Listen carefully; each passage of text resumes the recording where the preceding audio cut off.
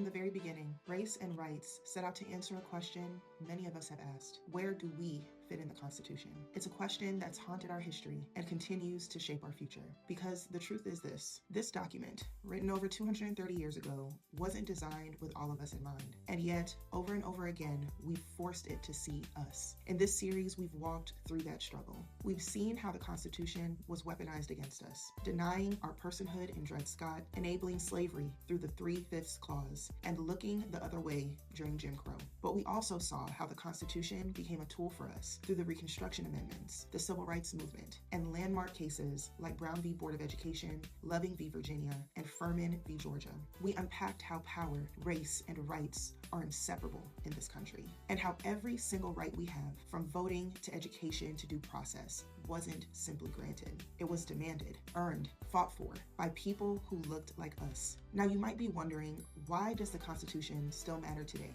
Because it's still shaping everything around you. Your ability to protest, your right to vote, your right to privacy, your freedom to speak up or stay silent. But here's the thing, rights only matter if you know them, and power only works for you if you use it. We're living in a moment where voter suppression is real, where books are being banned, where affirmative action has been gutted, where state lawmakers are testing the limits of constitutional protections, especially for Black communities. And if you think this only matters during a presidential election, think again. Special elections are happening across the country, like the one happening next week in Florida to fill congressional seats. State legislatures are passing bills that will affect your rights long before the Supreme Court ever hears a case. The 2026 midterms may feel far away, but decisions are being made right now that will impact those ballots, voting maps, ballot access, and candidate pipelines. So this final class isn't just a review, it's a call to action. It's a reminder that the Constitution is not a museum piece, it's a mirror and a map. It reflects where we've been, but also shows where we could go. It's time to engage with it like our freedom depends on it, because in many ways, it still does. So here's what you can do. Keep learning. Watch this series again. Share it with someone who needs it. Make civic engagement a lifestyle, not a one-time event. Research your local officials. Know your voting rights. Register, vote, and bring someone with you. Stay connected to the issues, not just the headlines. You don't need a law degree to understand your power. You just need to know your history and demand your future. Because when we know our rights, we defend them. When we know our story, we rewrite the next chapter.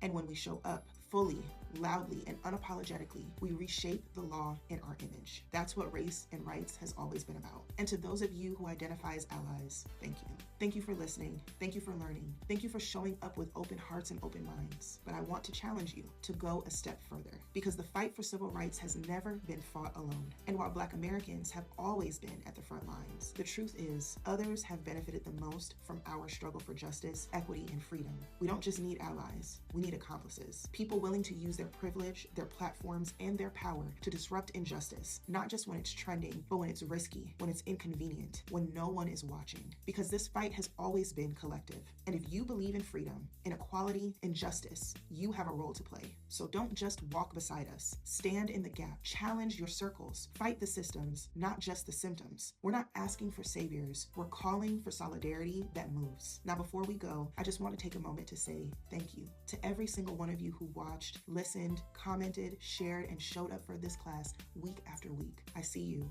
Thank you for leaning into content that's often complex, heavy, and layered with history that's still unfolding. Thank you for engaging with the material, asking the hard questions, and making space for this kind of learning, especially in a world that often wants us to forget or move on. Thank you for trusting me to guide these conversations and for supporting this work in ways I never could have imagined when I started in content creation back in 2022. Race and Rights was born from a desire to bridge the gap between law and lived experience, to remind our people that the Constitution is not above us, it's supposed to serve us. I had no idea it would grow into a community, a classroom, a movement. Your unwavering support, encouragement, and curiosity have meant everything. I don't take this lightly, and I don't take you for granted. Thank you for walking this road with me. It's been one of the greatest honors of my life.